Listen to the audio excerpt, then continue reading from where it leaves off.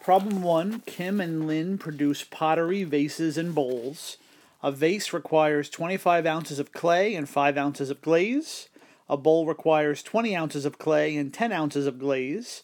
And there are 500 and 160 ounces of clay and glaze. They tell you about the profits made for each of these items. And this is an example of a linear programming question. And you always start off with your let statements. And in these problems, there's always going to be two items that you're dealing with. And in this case here, the question says, how many vases and how many bowls? So I'll let X be equal to the number of vases. I'll let Y be equal to the number of bowls. And for these questions, you're always going to either try to maximize or minimize a particular value. In this case here, the question is asking you to maximize this profit. So our objective formula, our objective equation, is going to represent the profit.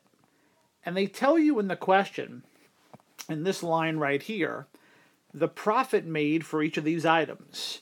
They make $5 for each vase. So since X is the number of vases, the profit is going to be equal to 5X. And then they make $3 for each bowl, and Y is the number of bowls. So in this case, 3Y. So our objective formula represents the profit, and it's going to be 5X plus 3Y. I'm going to try to maximize this company's profits. Now we need to set up constraints which deal with the limitations that the company is dealing with. For example, it says in this line right here, there are 500 ounces of clay available. So if we take each of these items, each vase requires 25 ounces of clay. So I'm going to do 25 times X. And it says each bowl requires 20 ounces of clay. So I'm going to take 20Y. And it says there's 500 ounces of clay available. So that 25X plus 20Y has to be less than or equal to 500. The question also says there's 160 ounces of glaze available. It says each vase requires 5 ounces of glaze. So I'm going to go 5 times X, the number of vases. And it says each bowl requires 10 ounces of glaze. So I'm going to do 5X plus 10Y. And that has to be less than or equal to 160. The next sentence represents the profits, and we've talked about that before, in terms of our objective function. So the only other constraints I'm going to throw in is that the number of vases can't be negative and the number of bowls can't be negative. So here I'm going to have two more constraints. X is bigger than or equal to 0. Y is bigger than or equal to 0. Now what we're going to need to do is we're going to need to graph all of these constraints on the same graph using the Inequals app on your calculator. So what I want you to do is I want you to press the app button, choose the Inequals app, and then once you choose that, the calculator is going to ask you to press any other key to get the app started, and you should do that. So now you have your Inequals app, and what I want you to do is I want you to graph all of these constraints on the same graph. Now, the last two, X is bigger than or equal to 0, Y is bigger than or equal to 0, those are pretty straightforward to graph, and I'll show you my screen in a second. But in order to graph these first two inequalities, you need to isolate the Y in each of the inequalities. So if I take this first one, which deals with the number of ounces of clay available, here I'm going to isolate the Y by subtracting 25X on both sides. So here I'm going to have 20Y is less than or equal to 500 minus 25X. And here I'm going to divide both sides by 20. Remember with inequalities, if you multiply or divide both sides by a negative, you have to flip around the inequality sign. Here we divided by a positive 20, so the inequality sign is going to stay as is. So here's the first inequality with the Y isolated. Now I'm going to take the second inequality and do the same thing. Here I'll subtract 5X on both sides. So I'm going to have 10Y is less than or equal to 160 minus 5X.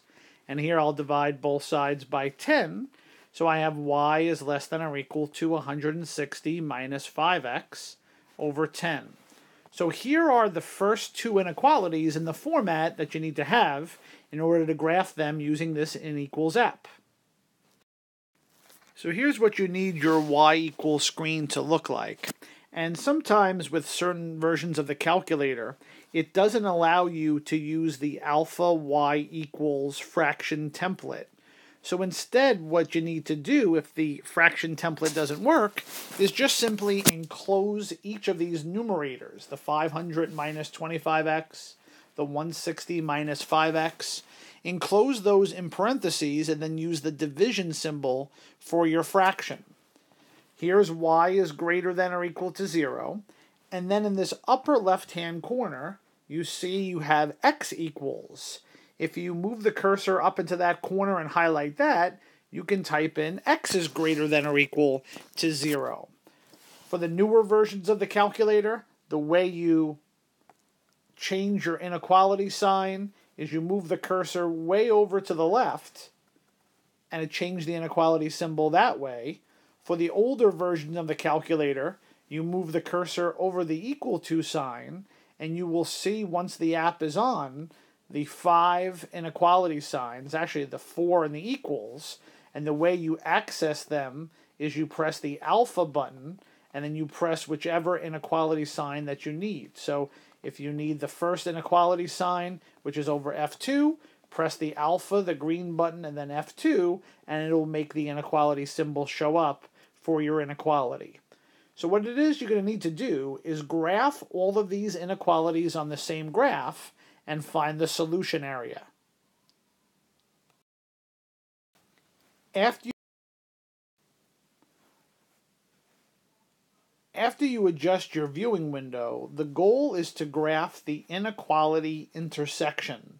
You want to graph the intersection of all 4 of these inequalities. And the viewing window which I used was from 0 to 50 for the x-axis and 0 to 50 for the y-axis. And this is what your solution area should ultimately look like. Now what it is you need to do is you need to find the vertices. You need to find the corners of the solution area, because each of these vertices has an x value and a y value, and the x and y values are the potential answers that you're going to plug into the objective function to try to find the maximum profit for this company. So after you go about graphing the inequality intersection to get the solution area, what you're then going to want to do is you're going to want to use this point of interest. Some versions of the calculator call it POI, to get the coordinates of those 4 vertices. So that's what you really need to do. You need to find the coordinates of the corners of the solution area, because those coordinates are the potential answers to your problem. So here are the vertices to the solution area. And you want to be careful when you're using that POI, that point of intersection, that point of interest feature, that you have the actual vertices for your solution area.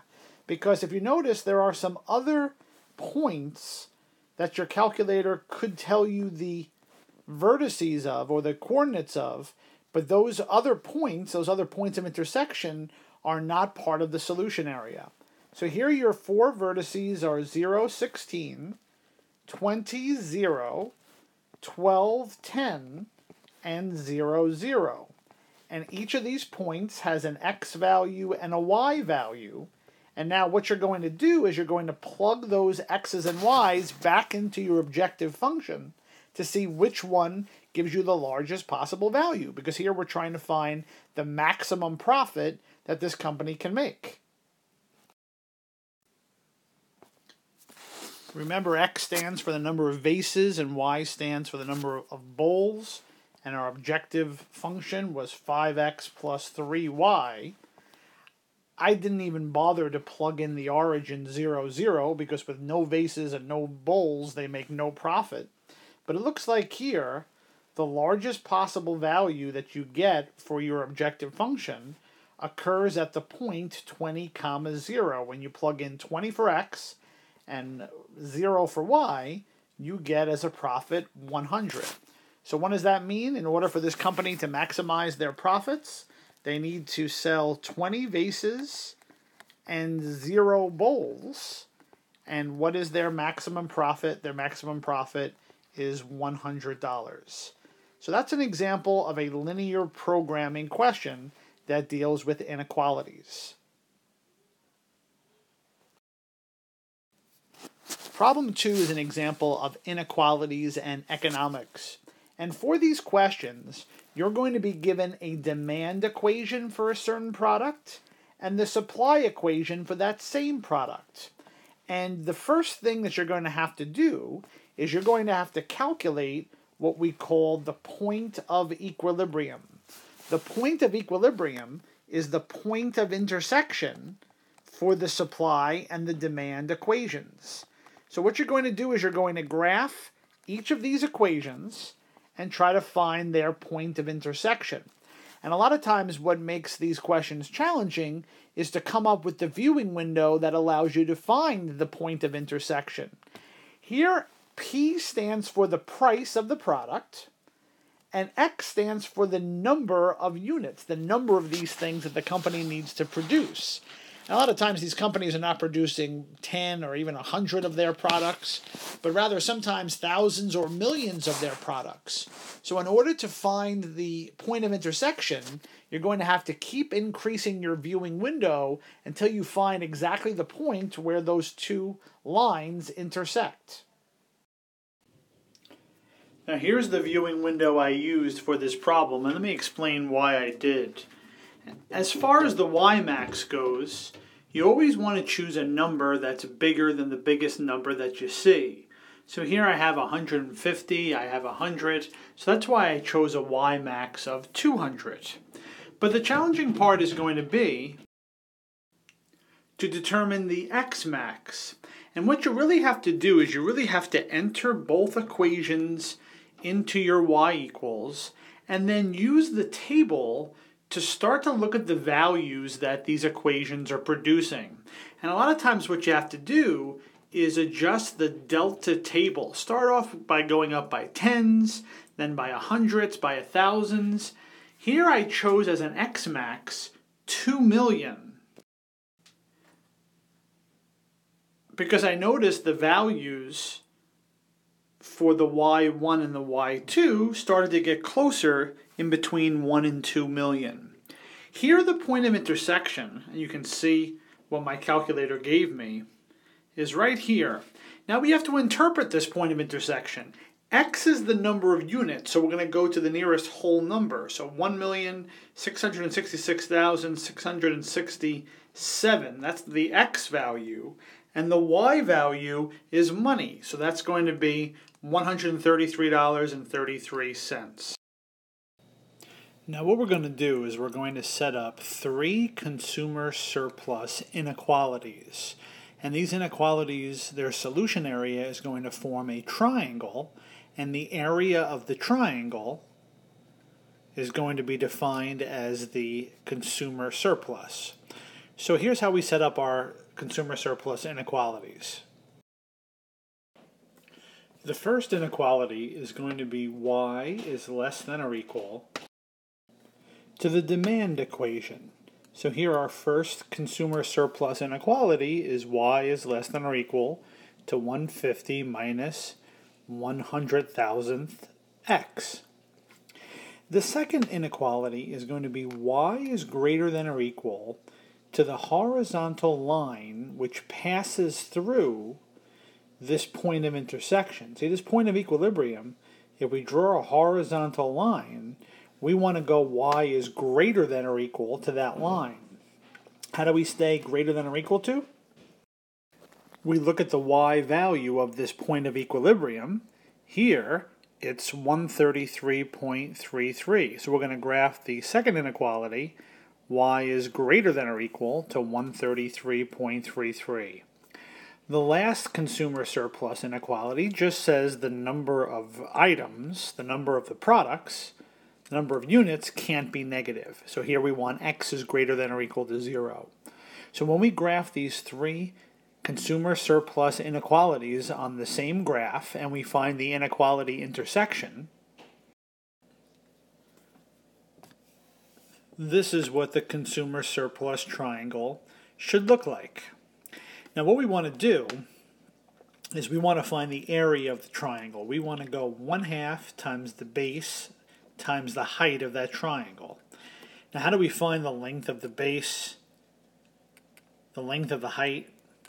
What we're going to do is we're going to use the point of interest feature of the calculator to go about having our calculator find these three vertices. So once again we do the solution inequality to find the solution area, and then we find the point of interest by using that POI option on our calculator. So when you go about finding the vertices, the first thing you're going to notice is that this point, which is really your point of equilibrium, differs in value. And that's because when you round off, like we did to get our y value and also to get our x value, it's going to slightly alter this point of equilibrium. So when you do these questions, there is going to be a built-in calculation error. So here's what we're going to do. This base runs from 0, 133.33 to this point, comma, 133.33. So this x value is going to represent the length of our base. As far as the height goes, well, the height is running from 0, 133.33 to 150. So what we're going to do is we're just going to subtract those two values to get the length of the height of this triangle. So here when we subtract these values, we get 16.67. So we're going to do 1/2 the base times the height. Now, sometimes when you do these questions on your calculator, you might get a slightly different point of equilibrium based on the calculation error, and that's okay. The consumer surplus triangle is defined as the area of this triangle that we're setting up, and your answer might be slightly different than mine. So here the consumer surplus is this value that's a little under 14 million.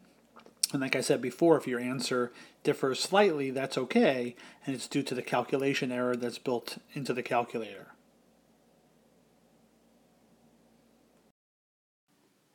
What we're going to do is we're going to set up some inequalities to find the producer surplus. And if the consumer surplus and the producer surplus are kind of strange topics for you, they're basically terms in economics that dictate to a company how much more a consumer would have spent on a particular product. That's what the consumer surplus was.